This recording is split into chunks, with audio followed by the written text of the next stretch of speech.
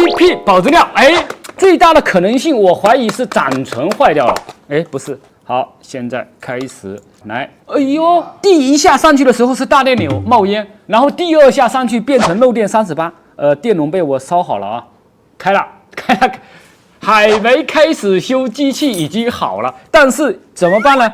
肯定要解决目前这个漏电的问题啊！它砰一下打火的时候就已经烧穿了短路的电容，然后剩下的我们只要将漏电解决就可以了。撕皮的时候我们注意，它这个时间太久了，老化了，这个皮都不好撕了。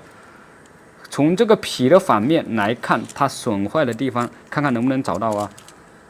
好，这个地方没有了，实锤了，这个地方没有，因为这个地方没有出现这种高温燃烧灼伤的痕迹。看到了没有？我们只要看白皮就好了，看到没有？好，现在我们只要将这个去掉，搞定。来，我们来看一下啊，漂亮！